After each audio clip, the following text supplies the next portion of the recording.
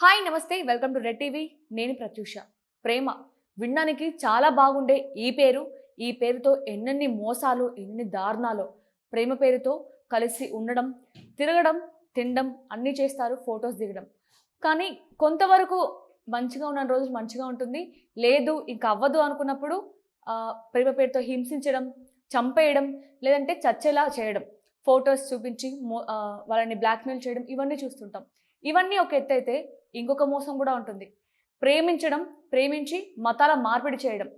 అంటే నిన్ను ప్రేమించాను కదా! ఇంకా పెళ్లి చేసుకోవాలంటే నువ్వు మా మతంలోకి రావాలి కదా! సో, మత మార్పిడి చేసుకోమండం.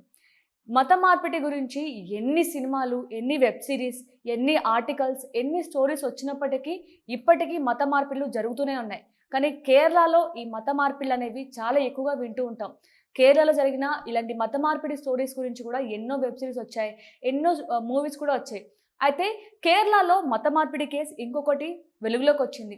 కేవలం మత మార్పిడి మాత్రమే కాదు, ప్రేమ పేరుతో మత మార్పిడికి ఒత్తిడి చేసి ఆ అమ్మాయిని దారుణంగా హింసించి ఆ అమ్మాయే చనిపోయేలాగా చేశారు.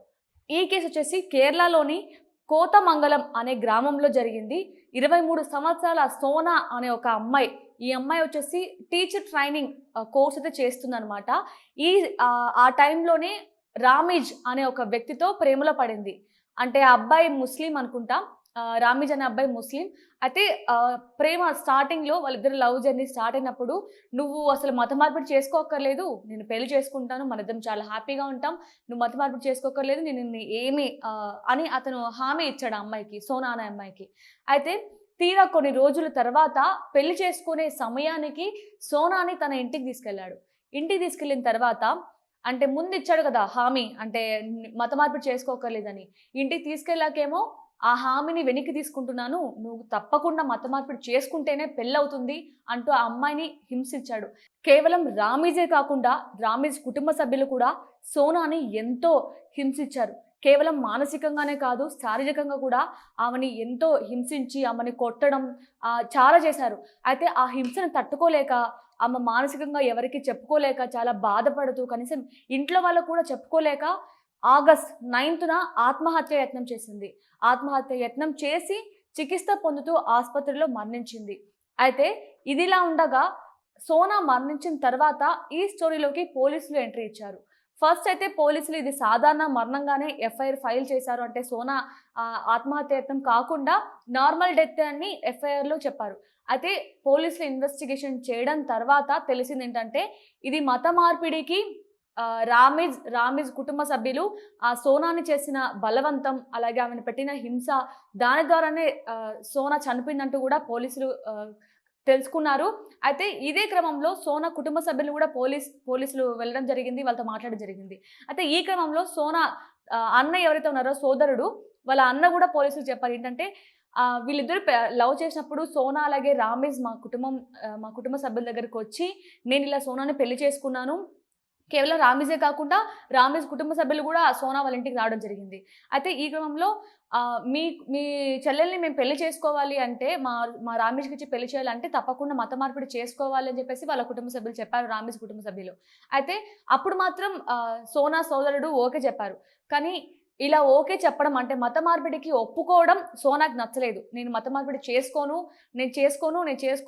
మత మార్పిడి చేసుకోకుండా పెళ్లి చేసుకోమంటే చేసుకుంటాను గానీ, మత మార్పిడైతే నా వల్ల కాదని చెప్పేసి సోనా చెప్పేసిందనమాట.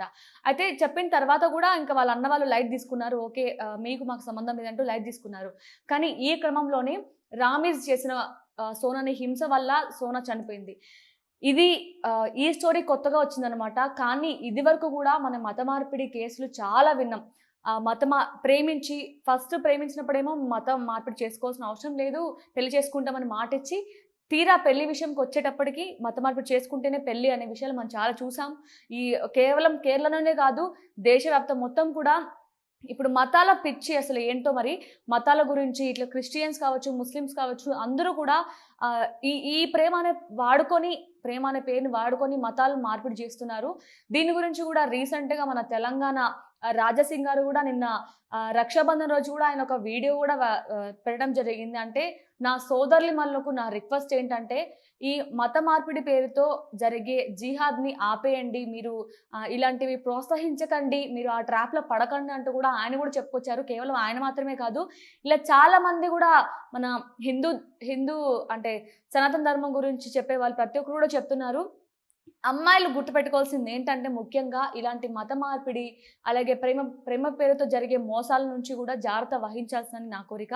ఈ సంఘటన గురించి మీకేమనిపిస్తుందో కామెంట్ రూపంలో తెలపండి. Thank you so much for watching.